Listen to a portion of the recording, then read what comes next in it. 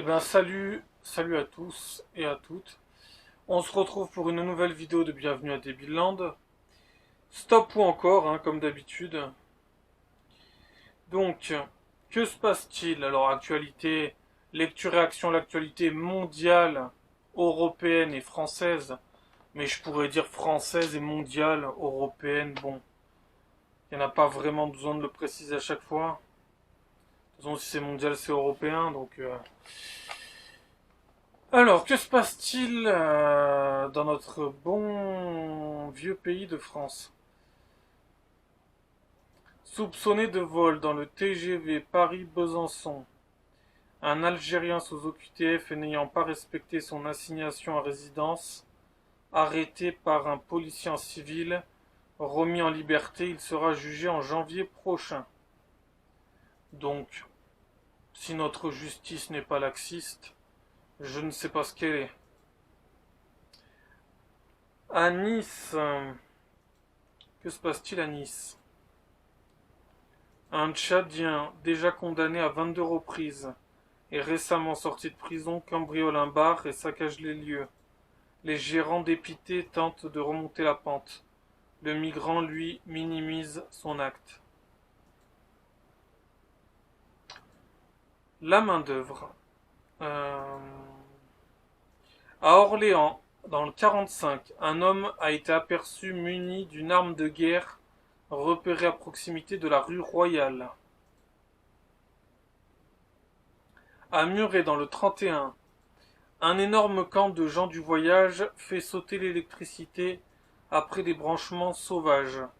La soirée guinguette gâchée. Il faut jeter une bonne partie des stocks. J'en connais un rayon sur les branchements sauvages.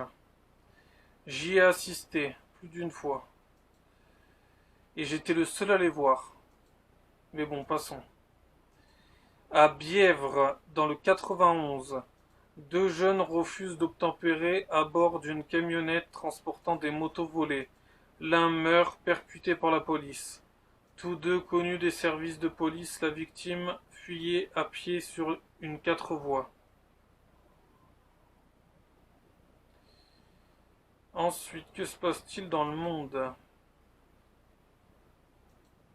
Malgré une météo favorable et des flux touristiques importants, la fréquentation des restaurants en France recule, euh, recule de 15 à 20% cet été.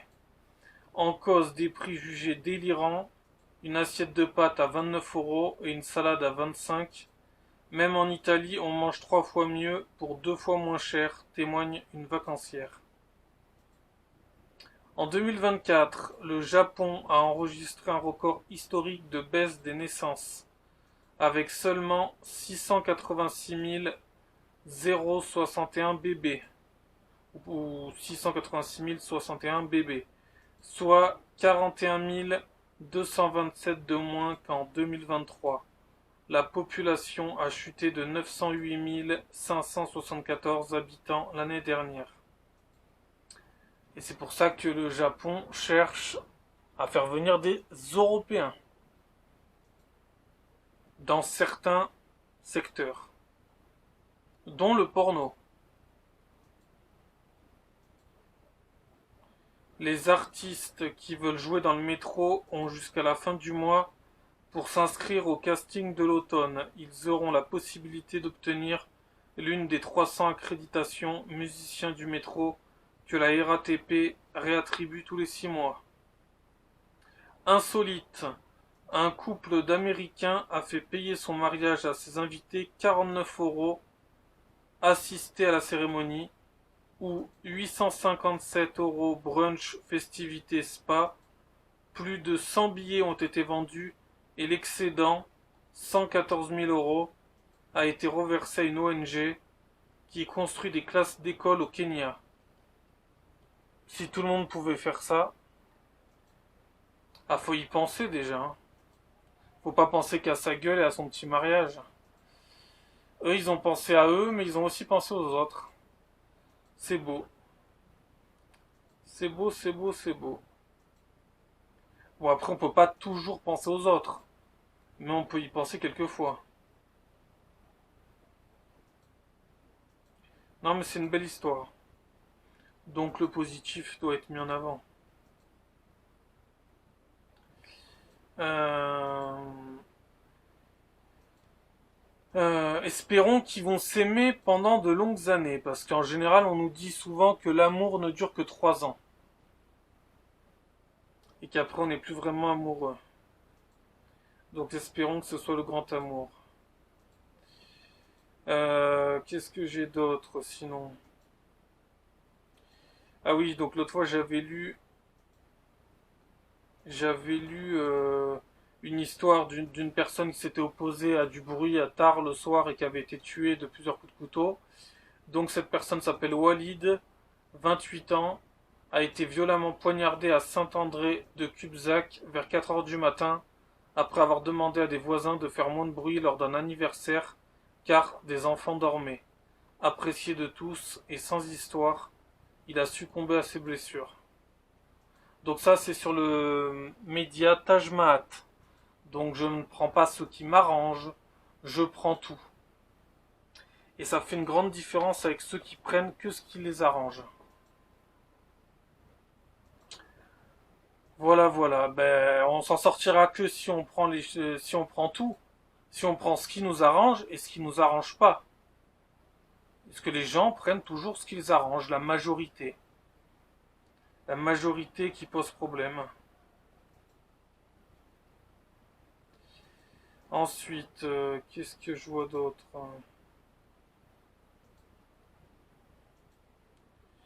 Sinon, je mettrai fin à cette vidéo dans quelques minutes.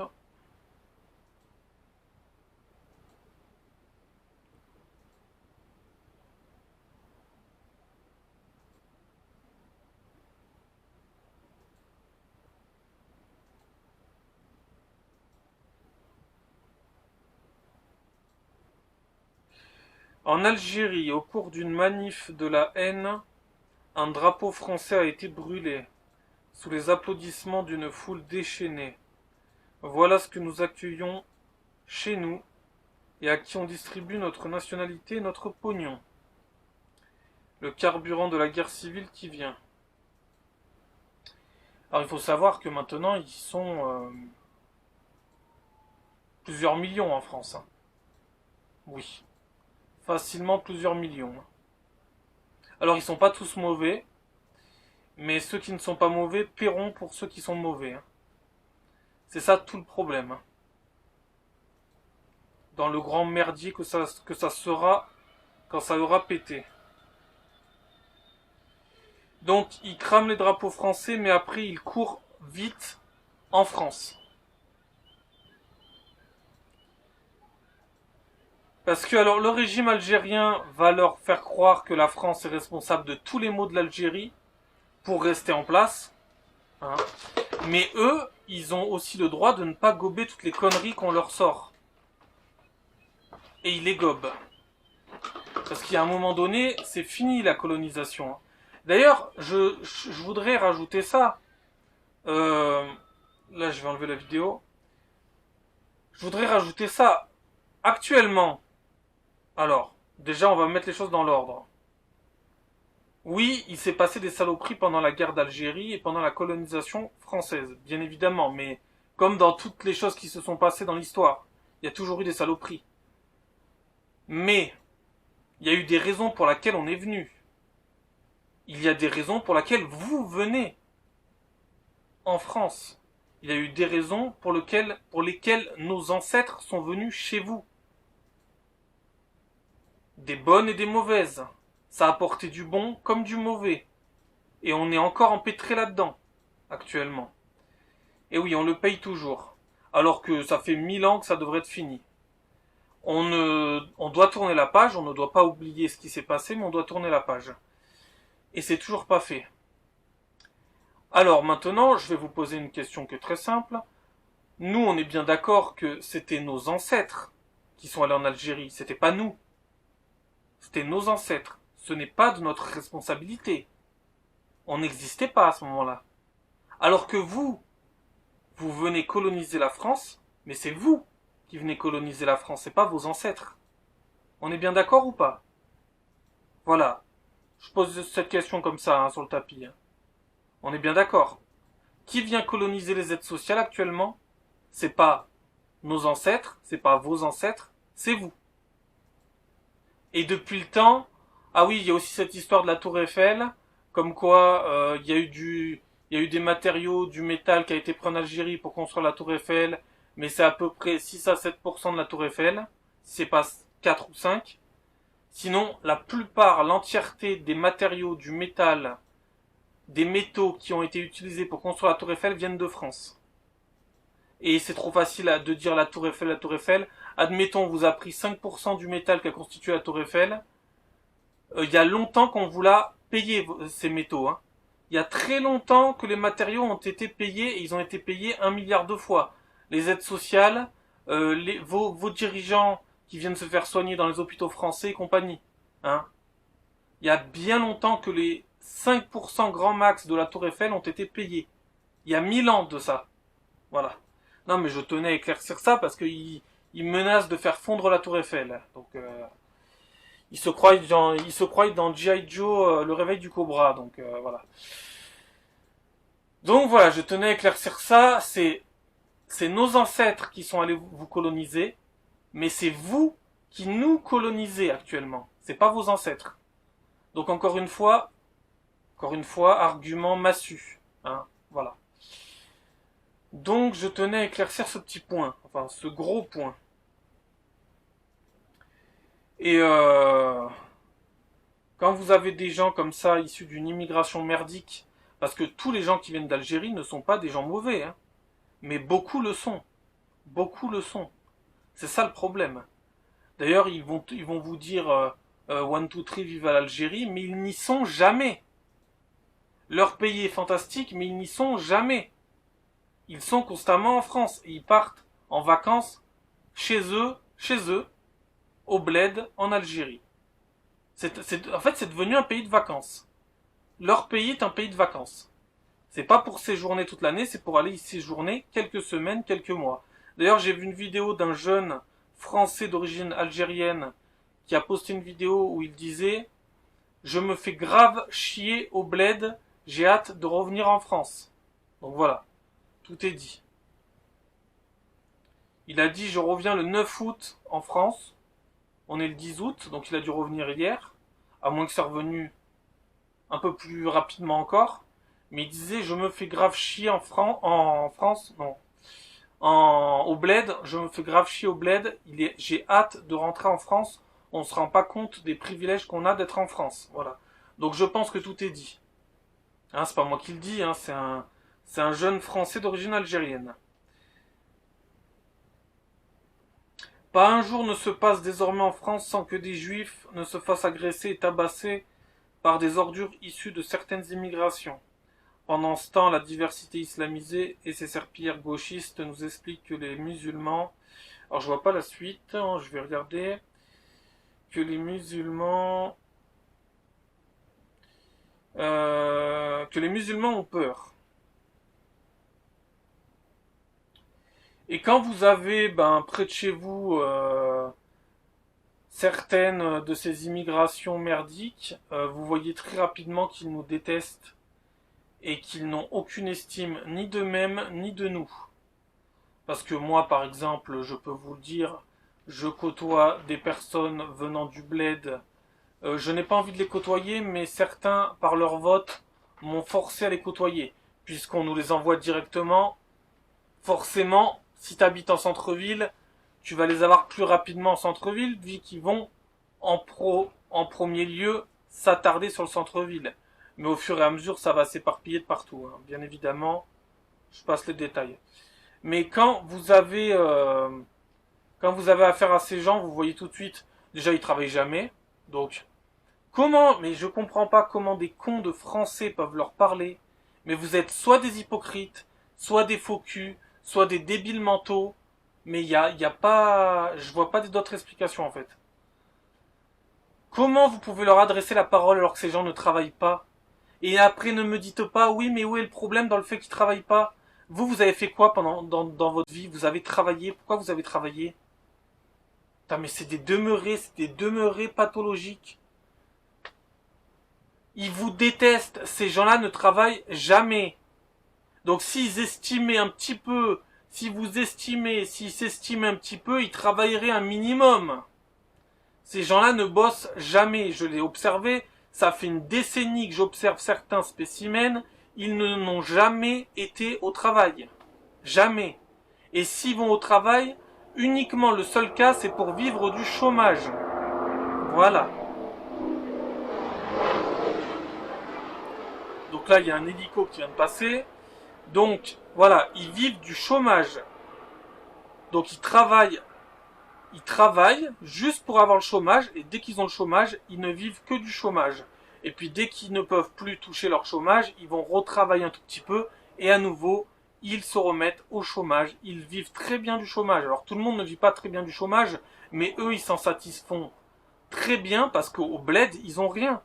Donc ici, quand ils arrivent, ils sont millionnaires, limite. Les aides sociales qui tombent comme ça, ils sont millionnaires. Et d'ailleurs, la prochaine fois, je ferai une vidéo pour expliquer pourquoi on leur donne des aides sociales. On leur donne principalement des aides sociales par racisme. Ça, il faut être bien clair là-dessus. Oui, oui, oui. C'est comme quand on leur donne des logements, c'est pareil pour tout. On leur donne à ces gens-là, à ces immigrations merdiques, à ces immigrations malédictions, on leur donne de l'argent et des logements uniquement parce qu'on ne sait pas quoi faire d'eux, qu'on voit que c'est des gens qui ne foutent rien, et la seule solution qu'on trouve, c'est de leur donner du blé. Du flouze, de la moulaga, de la... Non mais c'est désespérant ce pays. Ce pays, c'est désespérant.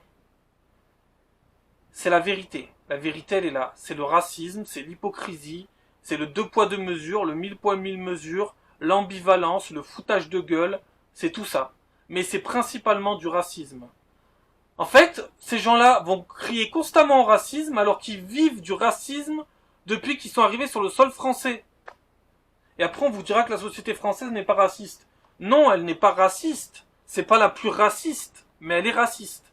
Il y a des pays beaucoup plus racistes que la France.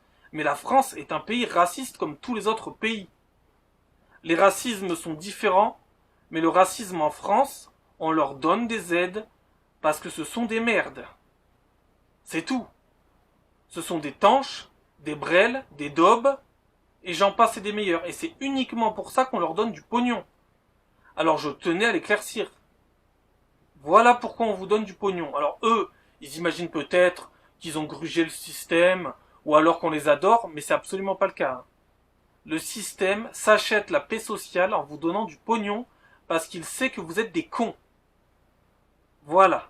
Je tenais à bien éclaircir ce point-là. Eux, bon, ils pensent pas ça, ils imaginent pas ça. Alors que c'est des gens qui sont constamment en train de se renvoyer au racisme, constamment en train de crier au racisme, mais quand on leur donne du pognon, ils ne voient plus le racisme. Bravo. Bravo. Ah non, mais là, j'applaudis. Bravo les gugus. Bravo les déficients mentaux, bravo. Bravo, bravo, bravo. Donc voilà, et la prochaine fois, je pense que je ferai une petite vidéo pour en parler un peu plus précisément. La prochaine, pour de nouvelles aventures. Bienvenue à Debiland, stop ou encore. Allez, ciao, portez